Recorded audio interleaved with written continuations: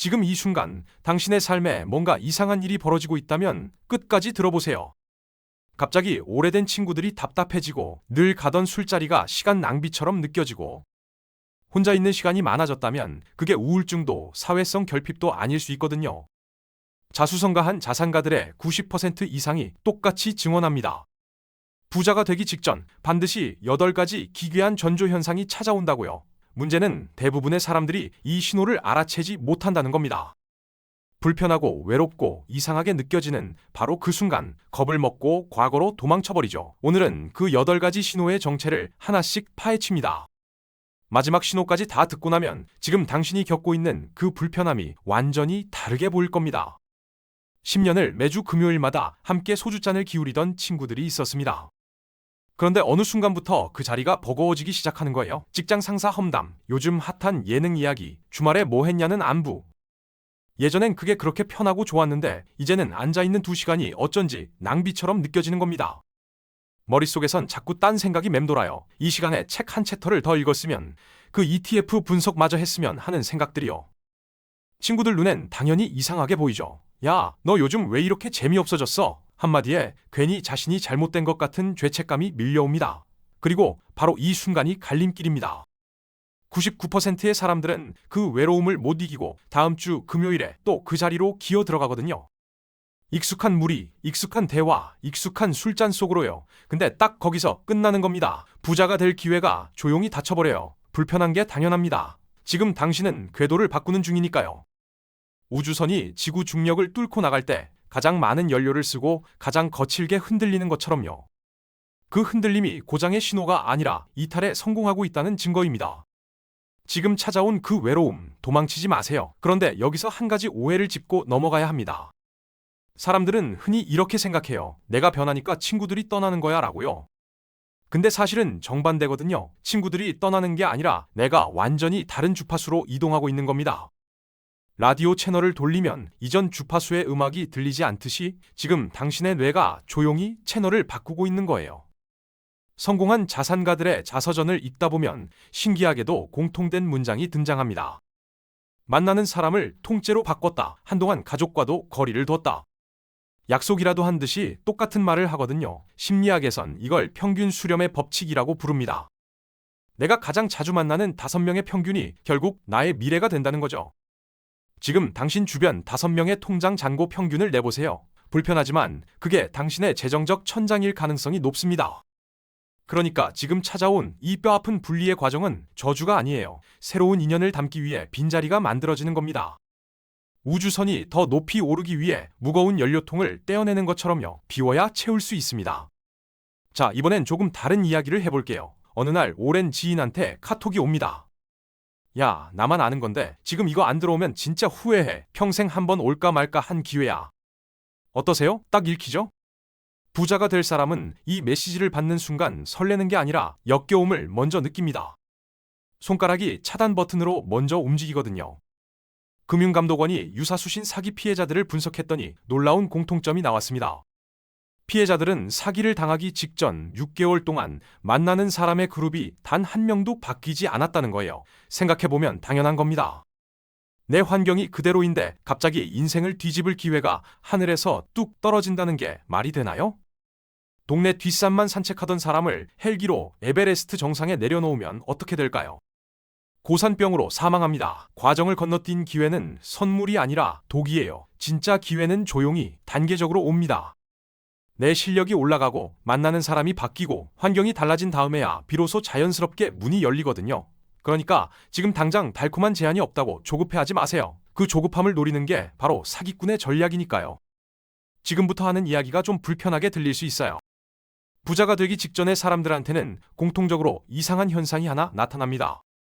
평생 자신을 지켜온 자존심과 고집이 어느 순간 뇌에서 싹 지워지는 거예요. 머릿속이 텅 빈 백지 상태가 되는 겁니다. 1300억 자산가인 현승원 대표가 자신을 묘사한 말이 있어요. 저는 순수와 멍청함 사이 어딘가에 있는 사람입니다.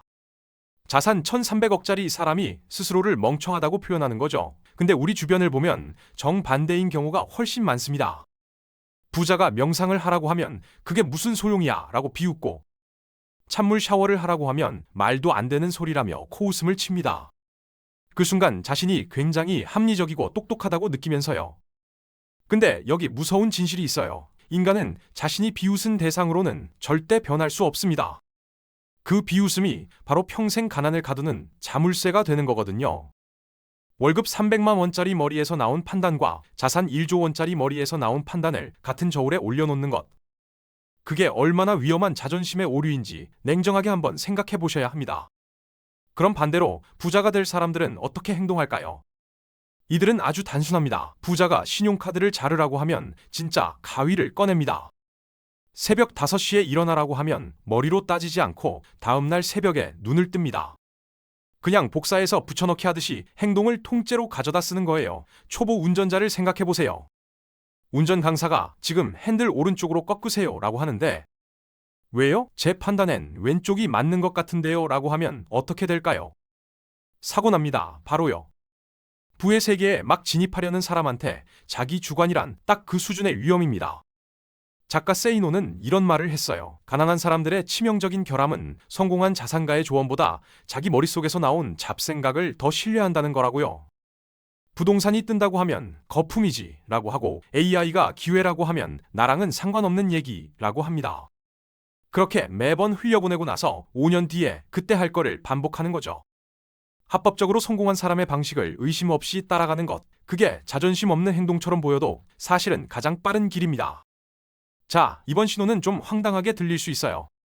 부자가 되기 직전의 사람들 머릿속엔 어느 순간부터 말도 안 되는 숫자가 떠오르기 시작합니다. 현실적으로 생각하면 웃음이 나올 만한 목표들이요. 1990년대 짐 캐리 이야기를 들어보셨나요? 당시 그는 할리우드에서 이름도 없는 무명 코미디언이었어요. 통장 잔고는 사실상 0원이었고 변변한 배역 하나 없었죠.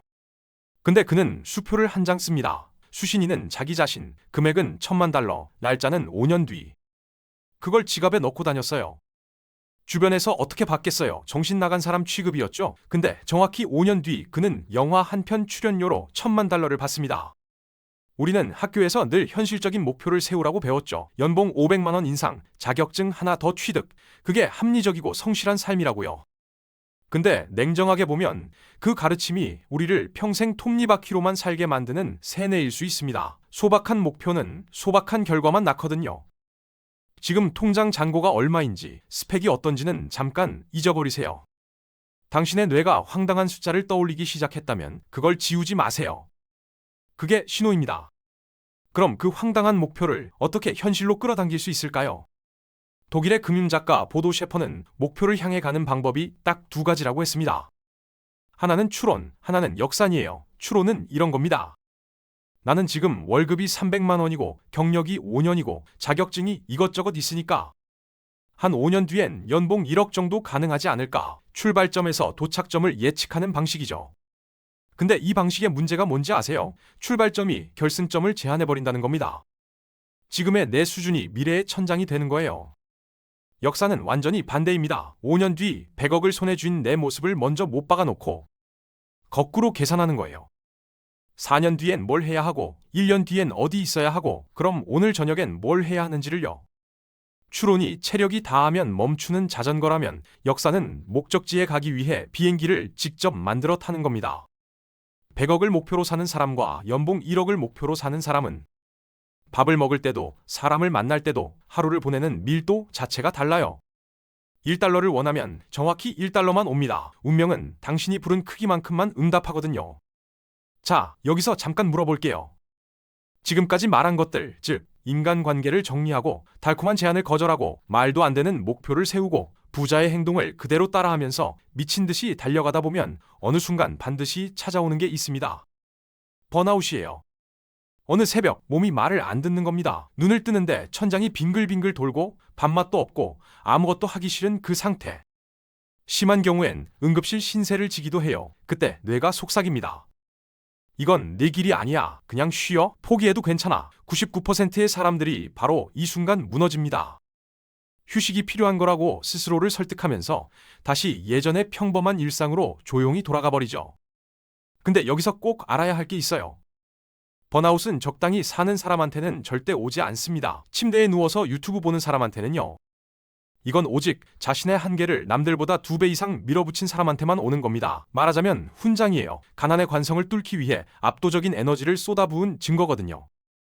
부자는 태어날 때부터 정신력이 강한 사람이 아닙니다. 멈추고 싶은 바로 그 순간에 딱 한 걸음 더 내디딘 사람이에요. 이번 신호는 언뜻 보면 게으름처럼 보일 수 있어요. 주변에 보면 정말 부지런한 사람들이 있죠. 주식도 공부하고 코인도 보고 부동산도 알아보고 유튜브 부업도 하고 스마트 스토어도 열고 하루에 여러 시간을 일하는 것 같은데 통장은 늘 제자리인 사람들이요. 근데 부자가 되기 직전의 사람들은 오히려 반대 현상이 일어납니다. 관심사가 극단적으로 좁아지는 거예요. 밥을 먹다가도 샤워를 하다가도 잠들기 직전에도 머릿속에 딱 한 가지 생각만 맴도는 겁니다. 억지로 집중하려는 게 아니에요. 뇌가 그냥 자동으로 그쪽으로만 향하는 거거든요. 서초구에 건물을 가진 한 자산가의 이야기입니다. 그는 한때 주식도 하고 코인도 건드리고 온라인 쇼핑몰도 운영했어요. 근데 어느 날 싹 다 접었습니다. 그리고 오직 부동산 임장 하나에만 미친 듯이 파고들었어요. 주변에선 다 말렸죠. 분산이 안전하다고요. 그 말을 철저히 무시한 결과 순자산 100억을 돌파했습니다. 넓게 퍼진 햇빛은 세상을 따뜻하게 할 수는 있어도 아무것도 태우지 못합니다. 근데 볼록렌즈로 한 점에 모으면 3초 만에 불이 붙죠. 지금 당신의 관심사가 하나로 좁혀지고 있다면 그걸 억누르지 마세요. 그게 불꽃이 일어나기 직전의 신호입니다. 마지막 2가지 신호는 함께 묶어서 이야기할게요. 먼저 7번째입니다. 주식이 떨어졌을 때, 월급이 오르지 않을 때 사람들은 보통 어떻게 반응하나요? 요즘 경기가 너무 안 좋아서 우리 회사가 문제야. 저 팀장만 아니었어도. 이렇게 되죠. 근데 이 말들이 에너지만 갉아먹고 통장엔 단 한 푼도 보태주지 않는다는 걸 아세요? 부자가 될 사람은 정반대로 행동합니다. 투자에서 손실이 났으면 내 공부가 부족했던 거고, 성과가 안 나왔으면 내가 충분한 가치를 만들어내지 못한 거라고 생각해요. 억울해도 분해도 일단 내 탓으로 돌립니다. 왜냐하면 그 순간부터 인생의 통제권이 내 손에 넘어오거든요. 남 탓을 하는 순간 해결책도 남한테 있는 게 되어버립니다. 그리고 8번째 신호, 이들은 어느 순간 직장이라는 구조 자체에 깊은 분노를 느끼기 시작합니다. 내가 아무리 열심히 해도 내 소득의 한계를 사장님이 결정한다는 그 구조요. 근데 이 분노가 그냥 불만으로 끝나지 않아요. 생산적인 에너지로 전환됩니다. 직장인에서 투자자로, 투자자에서 사업가로 진화하면서 소득의 운전대를 내 손으로 가져오겠다는 결심으로 바뀌는 거예요. 그 결심이 엔진에 불을 붙입니다. 지금까지 8가지 신호를 모두 들었습니다. 불편하고 외롭고 때로는 미친 것 같은 느낌들이죠. 근데 여기서 하나만 기억하세요. 산업안전 분야에 하일리히 법칙이라는 게 있습니다.